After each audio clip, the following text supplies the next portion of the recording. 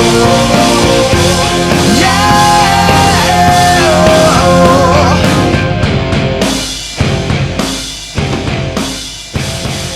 everybody, welcome to another edition of the Atheist Experience Live. I'm Matt Dillon. Hey, joining me this week, Don Baker. How you doing? Good to be here. Good. It's hot in the studio. It's hot in Texas, but don't worry about that global warming thing or anything. Maybe we should pray for rain. The climate change. Yes, pray for rain like we've done here in Texas and in Oklahoma. August 6th might be a good day to pray for it in Houston, but we'll maybe talk more about that later on. This is a live call-in program sponsored by the Atheist Community of Austin, a nonprofit educational organization promoting positive atheism and the separation of church and state. We'll have the telephone number up for you shortly. If you don't get through on the telephone today or you don't want to, you can email tv@atheist-community.org. That goes to myself, the co-host, most of the people behind the scenes. Also, if you're on the line right now and you're not the special guest, you can go ahead and hang up, because we're not going to get to you guys for at least a half an hour. And we're trying to make sure that our special guest actually gets through on the phone lines.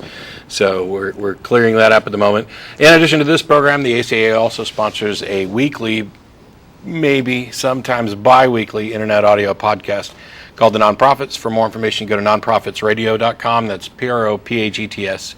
And we were live yesterday. We will not be live next Saturday because I will be in Tulsa, Oklahoma at the Oklahoma Free Thought Convention, which is Free OK. And I'll be up there with Aaron Ra and the Thinking Atheist and a bunch of other people as well. Looking forward to that. Any atheist or atheist-friendly person is welcome to come to any of our events. You don't have to be a member to attend. And after we're done with the show, we get together for dinner at El Arroyo. They'll have the address up on the screen shortly, and we'll post the telephone number to call in as well. Upcoming events, the Texas Free Thought Convention is coming up in October. The ACA Bat Cruise is also coming up October 1st, I believe it is. And you can find out more information at the ACA website about our events.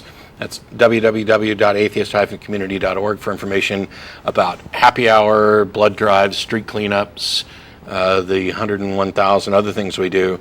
And while you won't find information on the website yet, we now have a building, which we're going to save all of the fancy announcement stuff until we're ready for like a grand opening. Come down and, let your godless flag fly. But we went ahead and closed on a building. There's going to be some renovation work. We are going to set up part of it as a studio primarily for the nonprofits, so that if I'm out of town, they can still do a show. But on the off chance that we lose the public access TV studio, we are going to be able to continue doing the show, hopefully without too much hassle, from the new building. And it'll be the ACA library loaded with books and prepared for all kinds of stuff. Yeah, we maybe won't have as many preemptions. Like next week, we are not going to have a show because of some scheduling problems here. And these sorts of problems should go away once we have our own studio. Yeah, hopefully one of the scheduling problems for next week is that they're coming in to fix the air conditioning. I'm pretty sure Don and I are going to look like we've gone swimming by the time the show's over with. Wilting here. Not completely sure. We apparently don't have our guest on the line yet. So, and I don't want to start on your topic just to have it derailed. So why don't we take a call? Since these people didn't listen to me when I said they could hang up and call back later. Let's reward them. And we'll reward them by giving them a minute of time or so. Vaughn in Houston, how are you? Oh, man, I only get a minute. If that. Now go ahead. Darn it. Maybe I should just trash talk for 30 seconds. If you think you can make it 30 seconds, I got a quick finger. Give us something. Sure, go ahead. Got a question? Sorry, I couldn't hear you, but I was actually going to talk about a few different misconceptions about Christianity, but that takes a few minutes, so honestly, you might just be better off by cutting me off. Well, give us 1 point. I mean, because it's better than giving us 12 anyway, because that just muddles the conversation, makes it difficult to address anything. So, I mean, if there's like 1 point. I would say that in general, a lot of atheists believe that evolution presupposes atheism and it's incompatible with Christianity. Yeah, we don't think that. Yeah, well, no, I realize y'all don't. I've heard that out of y'all's mouth personally. To be fair, yeah, actually, I do to some extent.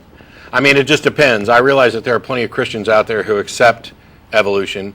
I just don't think they have any rational basis for reconciling evolution with their actual religious beliefs. But the thing is, when you can turn your religion into anything you want it to be, you can make an excuse for anything. So while there are plenty of fairly rational, science-minded Christians out there who accept evolution and think that maybe their God just tinkered, and they're fine with millions of years and reading Genesis as, allegory or things like that, I don't think that they're being very honest representatives of what Christianity really, by and large, is. So you would define Christianity as not being compatible with evolution, then? Well, there's 1,000 different definitions of Christianity, but I would say, in the traditional sense, in the Orthodox sense, in any sense that's really meaningful, yeah, I think they're completely incompatible, because they simultaneously believe, basically what they've done is they've said, okay, now we're okay with the idea that Genesis isn't literal, so maybe it's a day-age thing and we really can have millions and billions of years, or right. Maybe evolution happened but God tinkered along the way, and what they're really doing is weakening, if it's possible, their religious beliefs, which I think are already fairly weak, but they're also weakening the science, because evolution doesn't have any room for it, for some being to come in and tinker. There's no intent, no design, and no need to even posit any such interaction. Well, wait a minute here. There's another issue in the sense that the Genesis story has the fall of man, right? And if there was no Adam and Eve and there was no fall, the whole reason for Jesus' existence is moot. Yeah, Jesus has no purpose whatsoever. And that's why I don't think they're on very good theological grounds. I'm just trying to decide who to address here first. I'll go ahead and say to Matt, you're saying evolution doesn't really have need for, deity. And in general, honestly, I would agree with that. But evolution assumes that there is a mutating replicator. And evolution, it explains the origin of the species and the origin of life, but it does not. No. It does not explain. It does not explain the actual origins of the universe. Actually, evolution doesn't explain the origin of life either. It explains the diversity of life. The origin of life is another issue. But you can't fault evolution for not explaining the origin of the universe. That's like, faulting a ruler for not measuring, light years. No, I think you misunderstand. I'm not faulting evolution and saying that it comes up short. I'm simply saying that. Hence the ruler light years analogy, but it's not supposed to do what you're objecting to the fact that it doesn't do. I agree with you. I'm not saying that it's supposed to explain that. Sure. So, okay, a souffle recipe doesn't address the origins of the universe either, but I don't feel it's relevant to mention that. Well, it's sort of like you implied that because evolution does not require a deity, then we do not require a deity, because evolution has no need for God. Yeah, but I said, but that's completely faulty reasoning, because if there's still other things that are left unexplained, like the origin of the universe. Well, it invalidates the biblical stories, though. The things that are left unexplained are unexplained. You don't all of a sudden get to say that, okay, you've eliminated the need for a God on this question, but on this question where we don't yet have a complete answer, I'm going to go ahead and think it's justifiable to insert a God in there. That's asinine, because a God has no explanatory power. We tend to explain things in terms of things that we understand. This is absolutely an argument from ignorance. It is a bald assertion that because we don't have a complete understanding of subject X, that it is somehow justifiable for me to appeal to magic and superstition, and it's not justified at all. No, I think if you go back to what I'm saying, that is not my point at all. I'm not trying to say that God might exist simply because we don't have an origin of the universe, because that would be God of the gaps. That would be arguing the ignorance. So instead, are you just shifting the burden of proof to say that because we haven't disproved God, a God might exist? Because that's no. Okay, so why is it you believe a God exists? Why do I believe that God exists? Sure. All right, I believe because of inductive reasoning in general, and because I think the world has sort of semiotic appeal that I think it obviously has meaning. And I believe that in general there are a few good deductive arguments out there that make it somewhat probable that there could be a deity. So I just choose to believe in a deity. So, because you can't find any deductive arguments that make it probable, you simply choose to believe so because you think that it agrees with the meaning that you see in the universe. No, I'm not saying that those are two separate things. I'm saying those are multiple reasons that go together to me.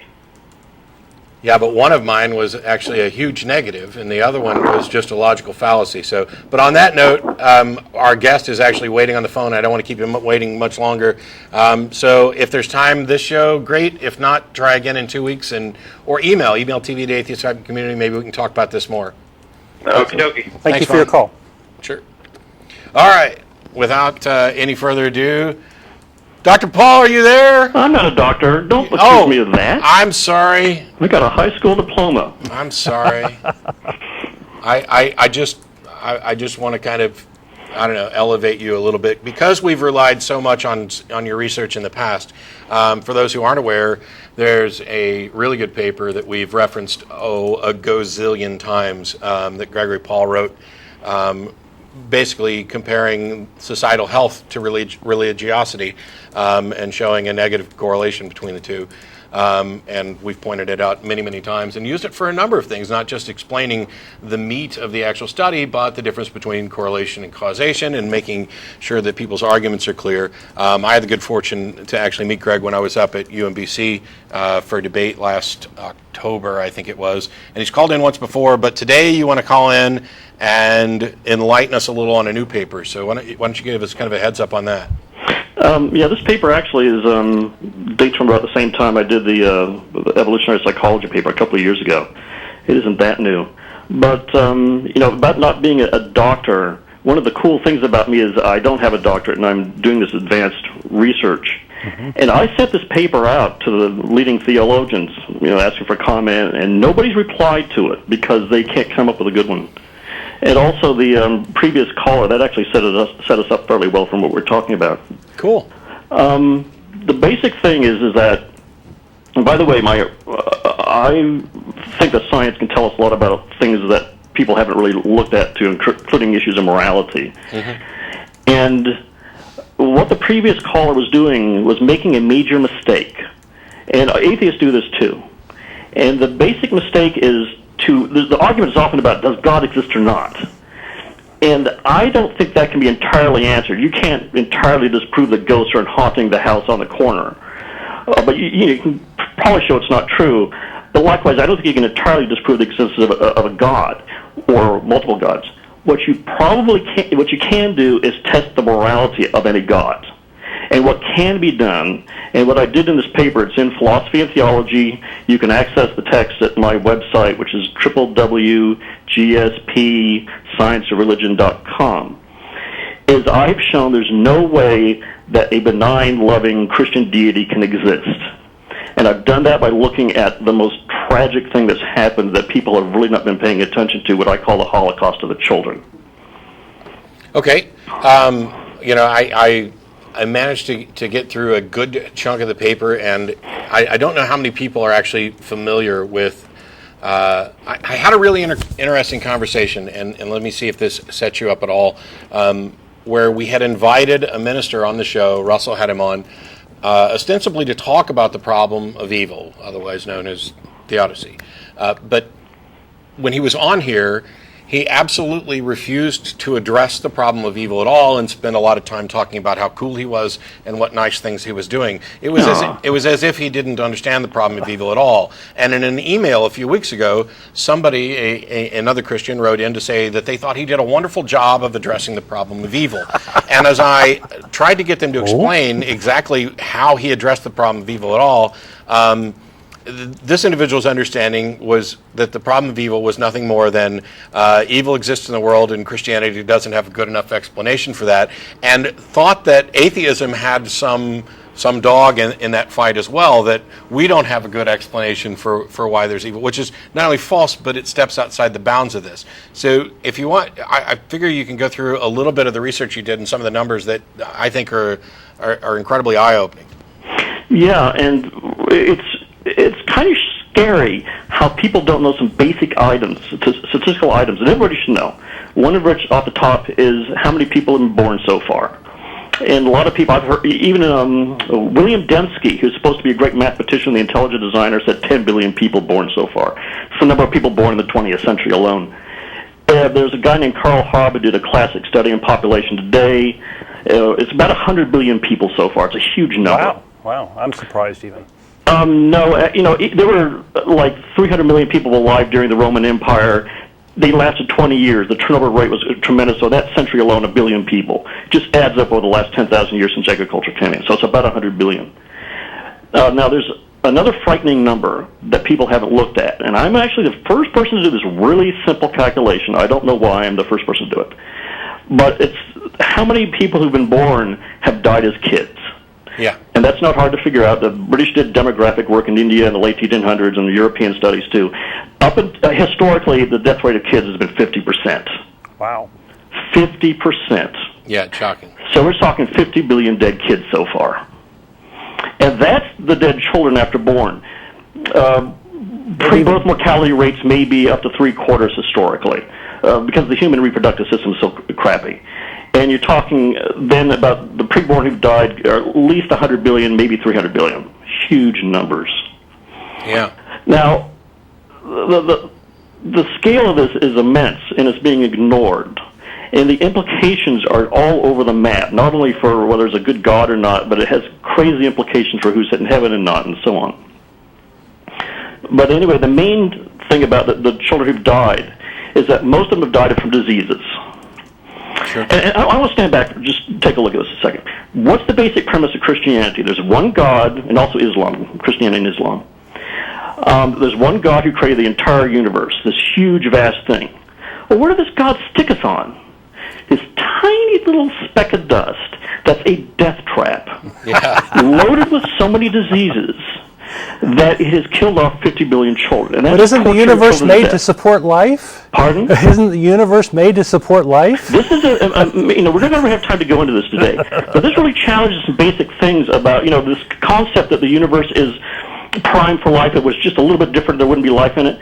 Well, almost all the universe is deadly to life. You can't breathe in a vacuum. But the Earth itself, the one place, is a kid killer. Yeah. So, and for example, malaria alone has probably killed about 20 billion kids. Mm-hmm. It's a pretty awful disease. It's been with us a long time, too.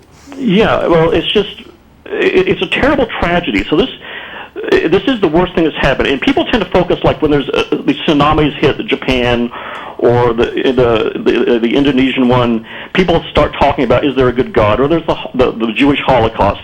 But these are pedantic things. This is the really big thing. And I went through the Theodist literature, all of it, and Polkinghorne, Hott, Hicks, and they don't breathe a word about this. They have sub-chapters about suffering of animals. They do not mention the problem of the children, and I'm going to tell you why. The basic argument for theodicy these days is the reason that bad things happen is God doesn't want to control everything. God wants us all to make a free will choice whether to be with Him in heaven or not. Right. Plus, we need to perfect ourselves before we get there. And that's something a lot of Christians don't really understand, is that there cannot be anything imperfect in heaven ever. It's perfect. Once you're in there, you're going to be perfect forever. You have to be ready for that. So you have to try and prepare and become an adult, become mature enough to make this decision. And I've mentioned the 50 billion figure to people, and they start bringing this up, and I say, well, wait a second. What age do you have to have free will? You got to get at least into your teens somewhere, something like that, or 20s. Well, there's this age of reason concept, right? Yeah. Usually around 8 or so is what I've heard. Well, that's kind of ridiculous to me, but still, whatever it is, half the people born basically die before they get to that age. Yeah. God doesn't give a damn about free will for humans. This is a completely bogus argument. Theodicy is wrecked. There is nothing to it. It is completely empty and it's stupid. Yeah, every one of the responses that I've ever heard to the problem of evil they seem, I can freely admit, as somebody who is a Christian for 25 plus years, They are like anything else within the theology. They are convincing to those who already believe, and they are utterly vapid when anybody looks beyond that. And so when we talk about, there's been a number of proposed solutions to the problem of evil, the free will one being probably the most popular, and especially in the modern era. But other issues where they simply just blamed humans. All the diseases and things are our fault from the fall, which sets up another argument about the immorality of a God who designs a system like this. But what I like about what you've done here is that, okay, so if your go-to argument is now going to be free will, can you please reconcile that with the idea? It's impossible. It can't be done. Yeah. This is why I think I have heard nothing about this. I've gotten a fair amount of response about my sociological work and that sort of thing, but this is being ignored. It's such a deep problem. Yeah, there's a number of things we've talked about over the years, especially like when we've had Vic Stinger and stuff on here, who I think does a really good job of kind of going through the possible gods and basically destroying any possibility that they exist. And like with the first caller, when I was explaining that if you don't have an answer, that doesn't mean that you're justified in positing this. But for people who already believe, they have in their head some sort of model of the way the universe is and how a God relates to that.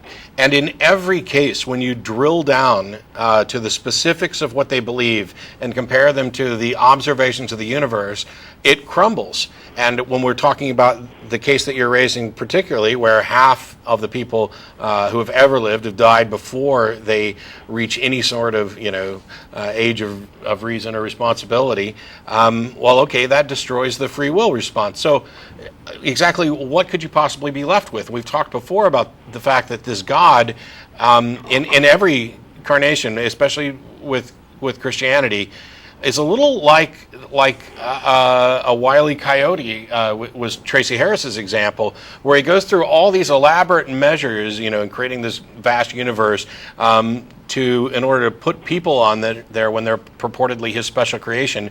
And then even when you get down to that, the universe still doesn't work in a way that makes any kind of sense. So is their God just incompetent or inept? I mean, certainly there's no sort of perfection in that. Well, we humans, as primitive as we are, we've brought childhood mortality rates down to a few percent.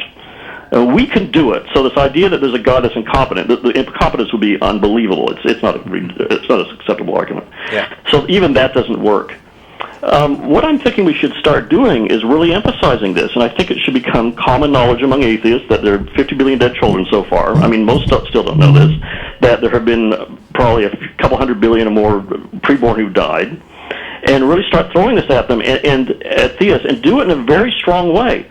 I'm starting to challenge Christians directly, saying when they start talking about their God and their loving God, I say you're worshiping. Well, I wish I was on Real Time with Bill Maher when Ann Coulter was on. Yeah. Did you see that? When she arched her back up and said, "I believe in God," nobody on that panel knew what to say. I would have crushed her right there. I would have said, "You're kissing the ass of a God who slaughtered 50 billion children so far for your own self-aggrandizement to get into heaven for eternity. This is completely base and morally degraded. How could you be so sick and twisted?" And we need to start doing this to Christians. I'm not one of those people who believes in being polite to Christians. I mean, you don't want to be rude in terms of saying nasty things to them egregiously, but confront them directly. And I'm starting to do this, and they get the deer in the headlights look. Yeah, because you're confronting an issue. You're not necessarily confronting them. The hope is, of course, that they'll eventually see. I've used the mafia boss analogy before, which I think aptly fits the God of the Bible in almost any form you want to put him into. But in this case, when we're talking about this, I mean, this is a useful challenge for a lot of things. Maybe August 6th, when Governor Perry is down there having his prayer rally along with the American Family Association hate group, it might be worthwhile to ask them, among the problems that he thinks he's incompetent to solve and needs to appeal to Jesus for, is he thinking about doing anything for the 50 billion who have died? How do we do that? I mean, I'd like to know. I mean, it's an interesting thing to do. I don't know, because I can't get him to answer questions when I'm standing next to him on the walkway of the Capitol. He just kind of runs away from me, and I've invited him on the show. So I'm planning on possibly going out there and standing out alongside, ironically, the Westboro Baptist Church, who are also protesting his event, which I think just makes this even funnier. Get some signs. Get signs literally and put 50 billion children on it so far. I'm not kidding. Why don't we start doing that? Yeah. And there's a kind of an irony here, because coming from the background and knowing so many Christians, I can easily throw the hat back on and say that the most common response I would expect to this, after you get them to the point where they can't come up with anything, they can no longer defend it without sacrificing their own integrity, is they'll do something that still sacrifices their integrity but hides it, and that is that they will just trust that God has taken care of those 50 billion in His wisdom, and that they have been spirited off to heaven. This is the cool thing. Now, think about this. I mean, there are different alternatives for what happened to the souls of children. And also, I'm starting to ask that. What happens to the souls of little children when they die? And in strict Christian doctrine, they go to hell because they didn't accept the grace of Christ. That's right. They're born with original sin, and they're imperfect. You have to be perfect when you get to heaven. Mm-hmm. So they're being sent to hell. But very few Christians believe that. And of course, the Catholic Church tried to get around this for a while with limbo. But that didn't work, because when more modern parents heard they were going to be with their children for eternity, they got mad. So the Catholic Church has abandoned that. So basically, I think most Christians are now going for kids to go straight to heaven, which means that since abortion's awesome then, right? Pardon? Abortion's awesome then. They go straight to heaven. The other thing is you can't use God as an argument against abortion and murder, because God doesn't care about this. God designed the human reproductive system so badly it kills off most conceptions and so on. But assuming that that the conceptions have souls that go to hell if they die prematurely, that means the vast majority of happened to children who never went through a test on Earth, never did this free will thing or improved themselves. Again, this just exposes this thing as a sad, pathetic joke of an invention that people concocted and not thought through the consequences. Yeah. And I will mildly disagree with you on one point. This idea of perfection, I would recommend avoiding, because in every in the versions of Christianity that I grew up with and am familiar with, it's not that you need to be perfect in order to get to heaven. It's that when you get there, God makes you perfect, which I actually think is a much stronger point to raise, because there's this idea that after, for example, pick random Christian, after they've died, they get to go to heaven. And my argument is that in much the same way that we have no good reason to think there's a soul, and plenty of good reason to think there's not anything remotely like a soul. If you get to heaven and you are perfect, and you are made perfect, and you are changed, whatever is in heaven isn't you anymore. And I think that's an important point to hit. Well, the reason I said that was because that's what some of the theodists say. Yeah. I picked that up. So, there was probably disagreement here, but I'm not sure what to think. We'd have to mull it over some more. Yeah. There's for every Christian, there's almost a different answer to this issue. Well, of course. Or at least there's one for every theologian who's managed to teach the various Christians, because evidently many of them haven't bothered to think about these issues for themselves. I found, during the course of my falling away from religion, I would read through the Bible, and of course I would ask God for guidance on this, and when no guidance came, I was left with purportedly the brain that God gave me to think it through, and it became rather obvious rather quickly that this was just absurd, if not outright immoral. And if you put together an entire system, which I think you've done kind of nicely here, where if you think about it from the perspective of this God being, and he has this goal of creating a universe for a particular race, species, whatever, that he's going to mold and guide to eventually join him in heaven. He's created a system that is not only grossly deadly in an immoral sense, to the kids, but also one that's just absurd at its face. Because even if you assumed that this God somehow spirited away the 50 billion and just gave them like a free pass to heaven, what was the rest of us?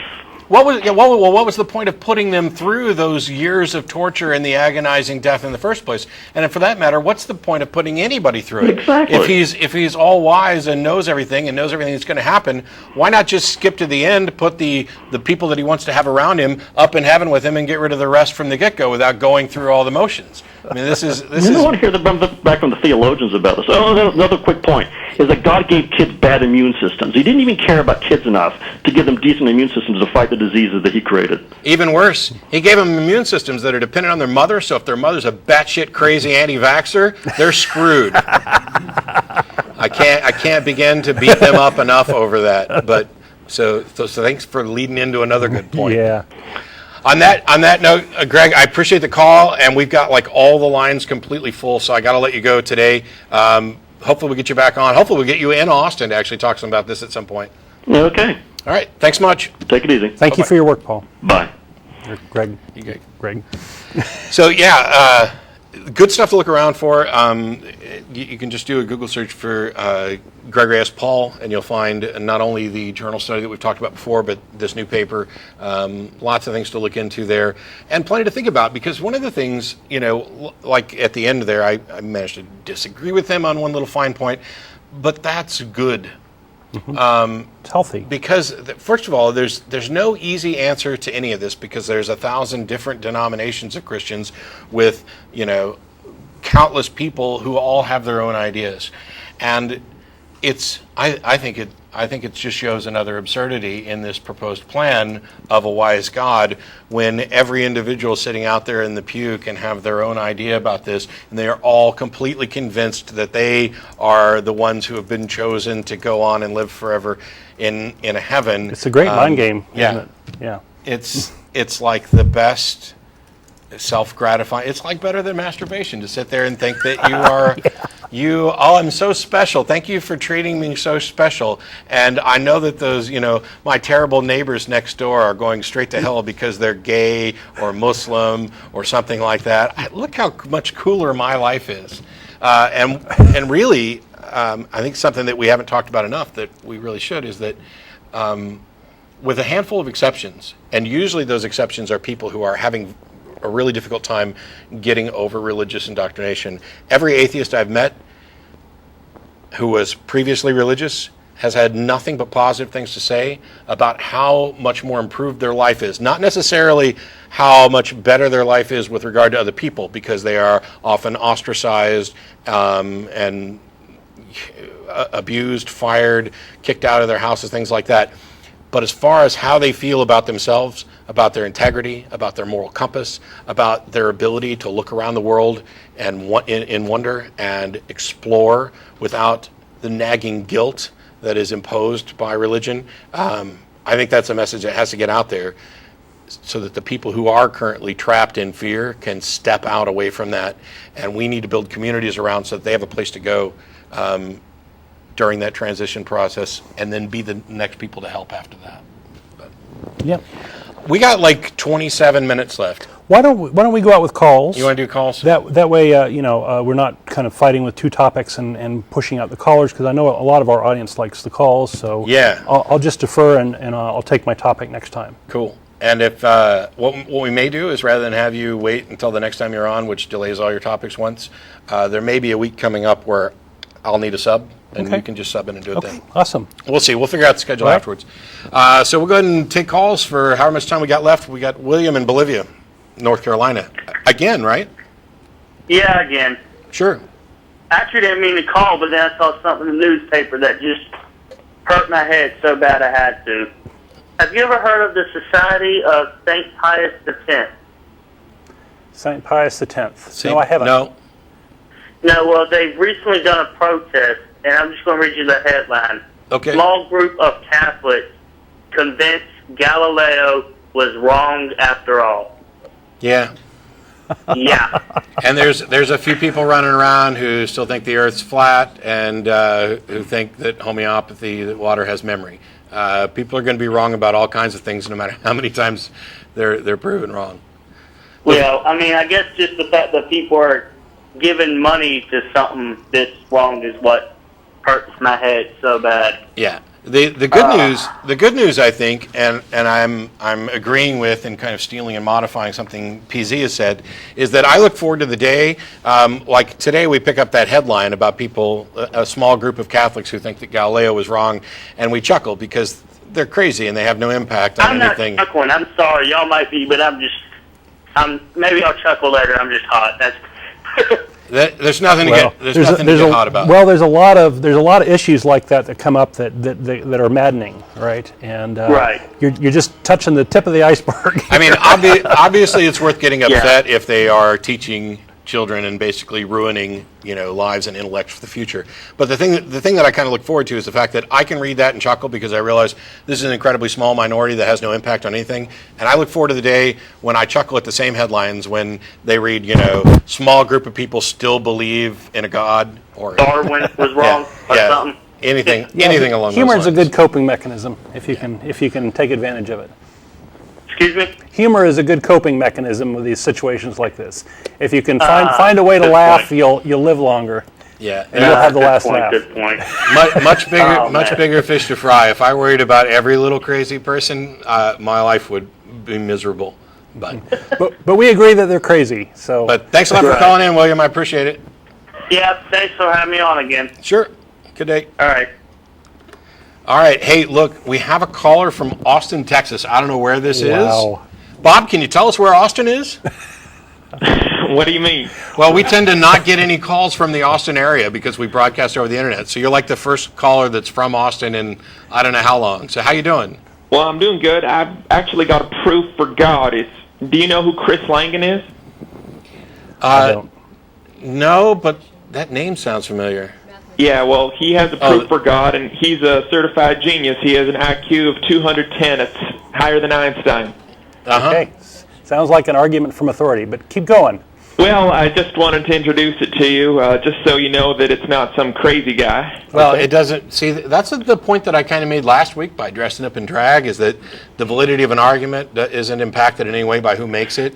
So there are plenty of people who are brilliant in a number of areas, who are stupid in other areas or just incorrect in other areas. So yeah, I understand. Just see the argument for yourself. It's called, just search his name on Wikipedia and YouTube and you can find it. And he's proven it. So I kind of wonder why you guys haven't talked about that one yet. Maybe you're scared to address that one. I can tell you why. Because if any physicist or mathematician actually proved God, it would be front page news around the world and none of us would have to bother wasting any time discussing it.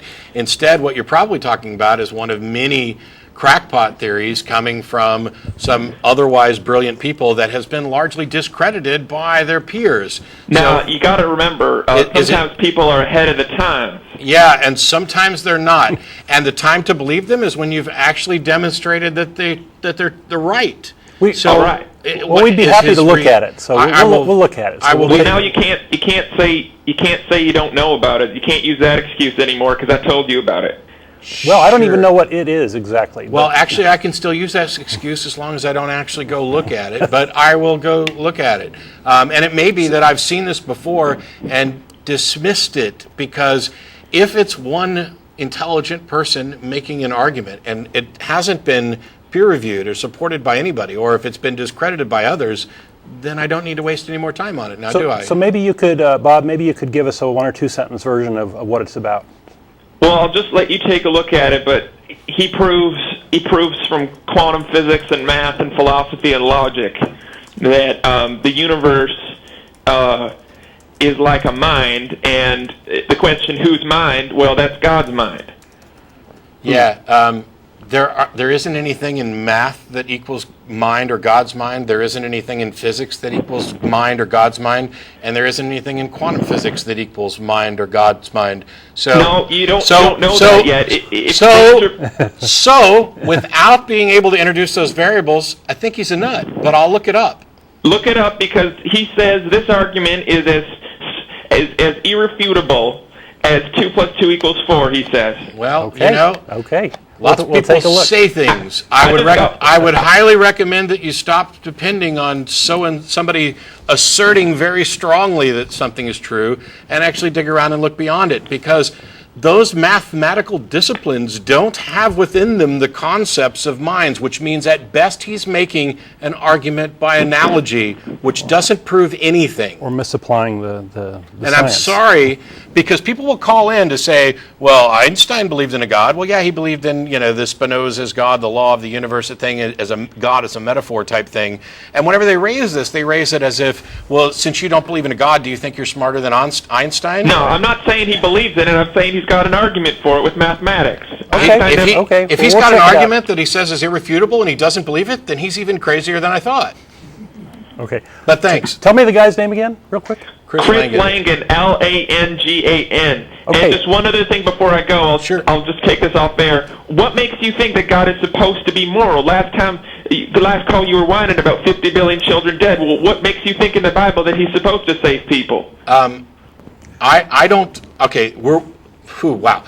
In that particular case, we're talking about a particular definition of God where God is predefined to be moral. Christians think their God is moral, that they think he is the perfectly moral being The author in the of universe. human morality, I don't right? think that thing exists. I don't think that a God necessarily needs to be moral. I think that it's just as likely if a God is out there that it is immoral or amoral or no more moral than anybody else. I'm not doing the defining here. This is the traditional philosophical problem of evil, otherwise known as theodicy, which depends on a specific definition of a God. We weren't just sitting around whining about how immoral a God is. We were talking about a specific philosophical argument that predefines God to be moral. Yeah, well, I don't think God owes us anything. I think we betrayed him, and he's getting his revenge on us. I'm sorry that you have been convinced of something so absurd that you are willing to shrug off your own self-worth for what can only be described as monstrous. Clearly, the God you believe in is not morally good. If you had children and they betrayed you and say they slapped you in the face... Sure, would I throw them in the basement and torture them forever? No, because that's immoral and wrong. What do you mean? If they're your children, you made them, they're supposed to love you. Do you think it would be okay for you to throw your children in the basement and torture them for the rest of their lives because they don't love you and because they betrayed you? This is by analogy to the Christian God. Do you think that's morally correct? Well, Matt's making yeah, an that's what I analogy to the thought. Christian God. Think about it some more, Bob. We'll talk to you later. Bye-bye. Thank you for calling, Bob. Gabe in Hemet, California. How are you? Hello? Hello. Is You're this on the Gabe? air. Hi, how are you guys? Good, how are you? I'm good. Thank God I finally got through. You're welcome. Thank technology. Well, I know I don't have too much time, so if I get the choice. Okay. All right, so what do you got for us today? Well, there's a part of me that's atheist, and there's another that believes in God, Well, yeah, a lot of According folks to have kind of family. these dual beliefs that don't quite add up together, and hopefully that's causing you a little discomfort. Are you a split brain patient?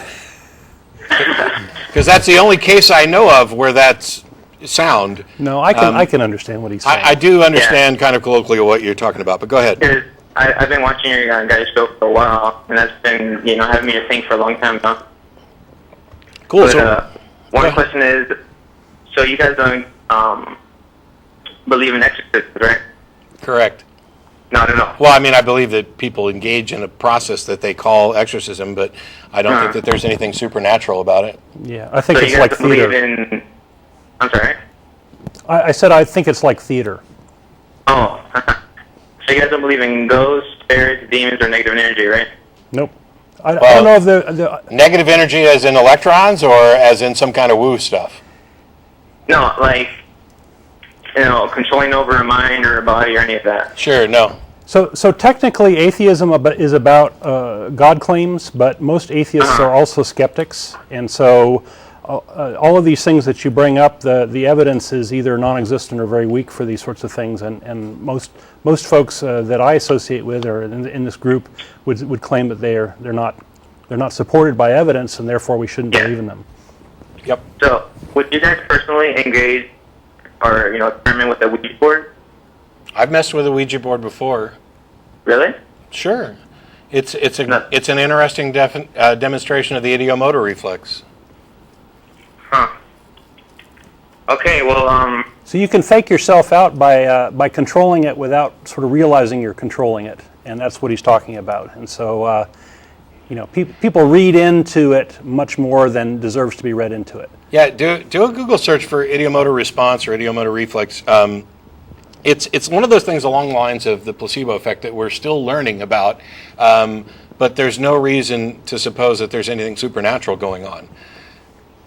it's just like your hand moving a little bit or something like that? Yeah, it would be fair. I mean, I'm not an expert, and this is something that I'll stay away from, but there's a lot of things like the ideomotor response, hypnosis, other things like that, that really, when you look at it at the nuts and bolts, it's kind of play acting between a couple people. In the case of the Ouija board, you really are moving it, even if you're not always consciously aware that that's what's going on. In the case of hypnosis, you have an actor and someone giving them permission to do things with a way out and an excuse. So Divining is another one. yeah, the same thing with divining rods and things like that. There's lots of things that, because we don't know everything about everything, look really mysterious and spooky and weird. But we still don't, even if we had no explanation for this, it doesn't make supernatural explanations at all plausible. In order for an explanation to be plausible, you have to be able to kind of measure it and make sure that it's real in order to even determine how probable it is. So all of those just become big arguments from ignorance. I don't know how it works, but my aunt's cousin swears that she talks to spirits when she's on the Ouija board. So that seems pretty plausible to me. No, that's just wrong. Yeah. Yeah. And another point is that that I see religion as a way to control people, you know? I certainly see it used that way quite often. It's easier to tell little Johnny not to steal a cookie from the cookie jar saying that God's watching you instead of mom is watching you. Yes. That's right. And Because you're being watched by something you cannot see or feel.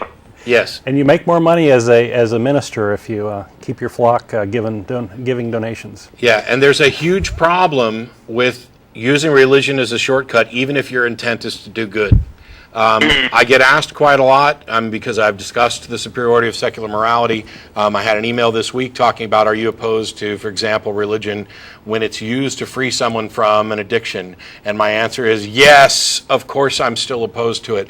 I'm very happy that someone is now free of an addiction or has had a bad behavior corrected. But the problem is, if the foundation upon which that change in behavior if the foundation for that change is false, then when they go and discover that this is false, you have now knocked the knees out from underneath them. You've cut them up. Toppled the house of cards. We need right? to build people up and encourage changes for sound reasons, so that won't happen. So that when the person who's gone to AA, who's been convinced that they are helpless to solve their problem and need to appeal to a higher authority, suddenly finds out that all these appeals to higher authority are nonsense, they don't immediately go back and hit the bottle out of despair. Instead, we need to build up people to recognize what we do and don't understand about addictions, what we do and don't understand about people's ability to change behavior. We need to encourage people to socialize and interact with others and support each other, because you can't necessarily do everything for yourself. Some people can. Some people can, I can quit smoking tomorrow, no problem at all, and others will never be able to do anything like that.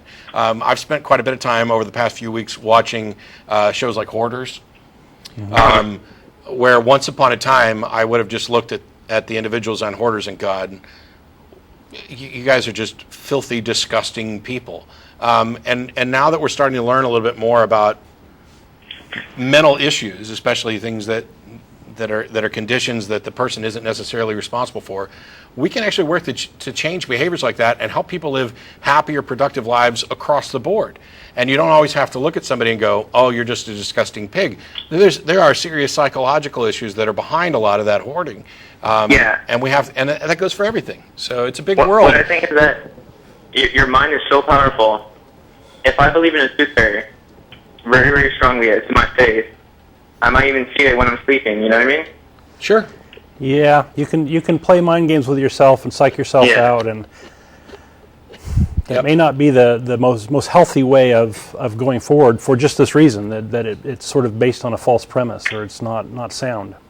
Yeah, any untruth is potentially dangerous, and untruths, when they're packaged up with an air of authority, as if they are truths that have been revealed from outside, those are particularly dangerous. And it's the reason why, as a skeptic, I'm not only an atheist, but I am strongly opposed to religion and feel that it's the biggest threat out there. We talked a little bit about it on Nonprofits yesterday, about skeptics addressing the big elephant in the room instead of protecting it. But on that note, Gabe, I got to let you go. I appreciate the call. All right, then. Thank you so much, guys. You guys have a good day. Thanks. Thanks. We have like 7 minutes or so left in the show. I haven't mentioned since the show started that after the show's over, we go to dinner at El Arroyo. They'll put the address back up. Any atheist or atheist-friendly person is welcome to join us at that or any of our other events. The ACA has weekly meetings at Romeo's that I forgot to mention, but also a lecture series the first Sunday of the month at the Austin History Center. All the information is available at www.atheist-community.org. There's a calendar of events up there. Don works really hard to try to keep the calendar up to date, and I work really hard to screw up that calendar without telling him about it at every opportunity. So We try. We try to keep it up to date. if the calendar's broken, it's my fault. If it works, he gets the credit. I don't mind. It's mostly true. We've got Mark in Arkansas. How are you? Hey, doing great. Appreciate y'all's program. I have a lot of respect for what you do Thanks.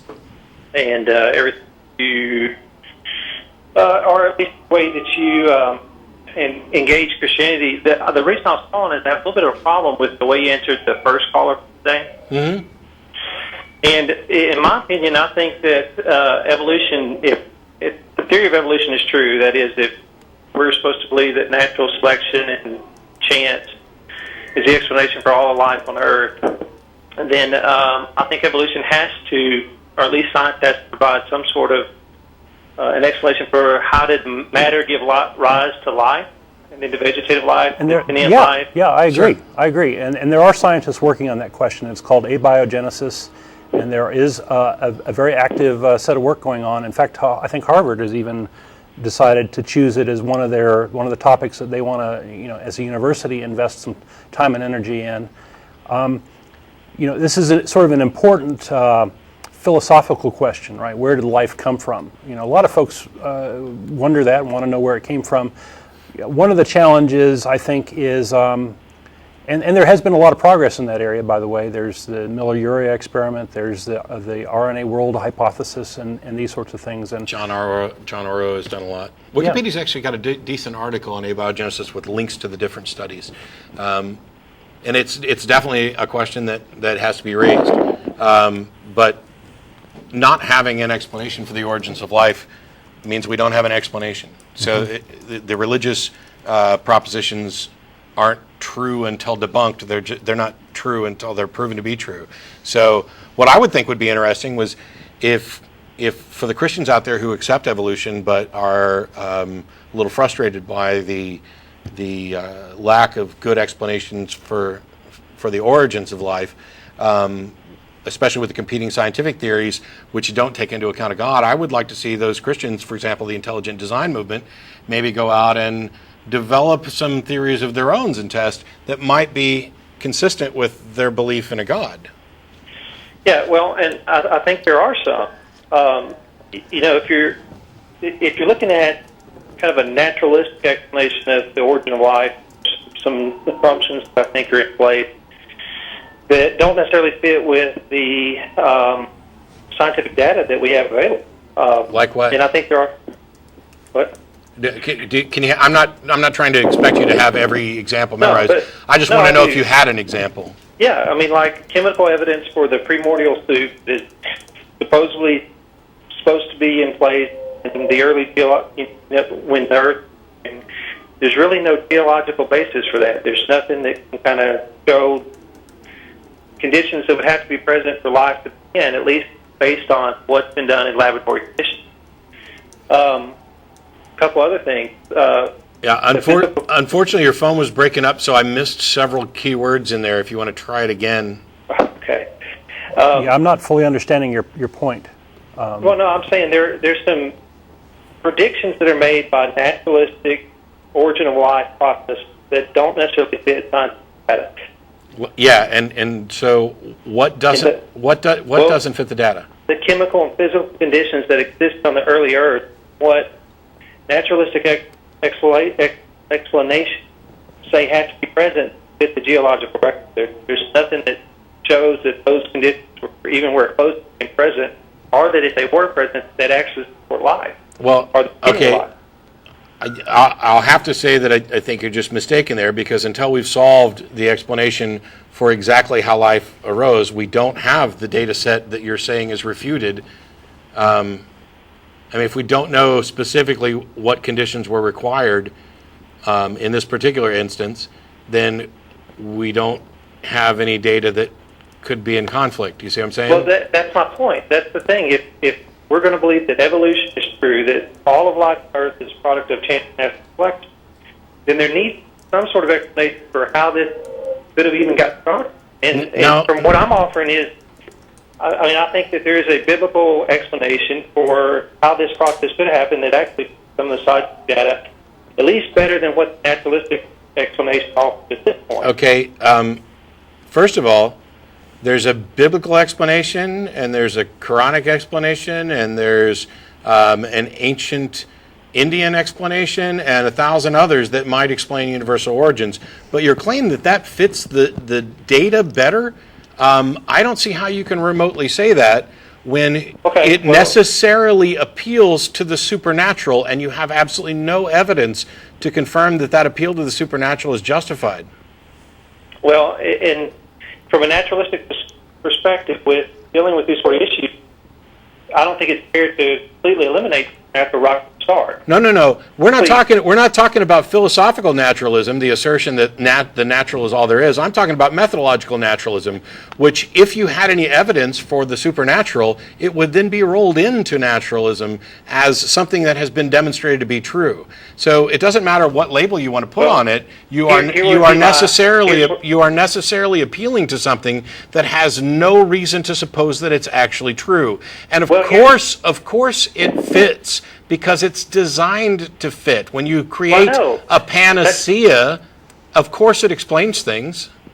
Well, that's what I'm saying. Is we're here. We're life is on Earth. Correct. That's evidence for a supernatural beginning, because naturalistic explanations can't provide it.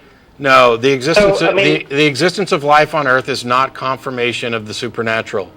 No, I'm just saying it can't it's the confirmation of a different model that I think explains things better than what naturalistic original life models. Okay, but naturalism doesn't currently explain the origins of life, so you can't say something explains it better. You cannot say that something explains it better. Okay, well, what would you offer as a more this is a big fat argument from ignorance. Yes, it is. Please stop, because we're almost out of time. You cannot say that because we don't have an explanation, that the explanation in the Bible is therefore the best one. It's not. That is, by definition, an argument from ignorance. I got to let you go. I apologize. We're out of time. Thanks, everybody, for tuning in. We will not have a show next week due to studio conflicts. We'll be back in 2 weeks. Thanks, everybody who makes the studio happen, even though it's hot as hell. Let's get out of here. Enjoy your week off. That's right. See y'all at dinner, hopefully.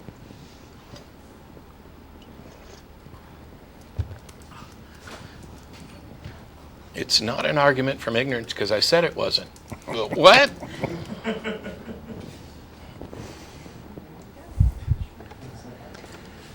Holy crap, it's out in here.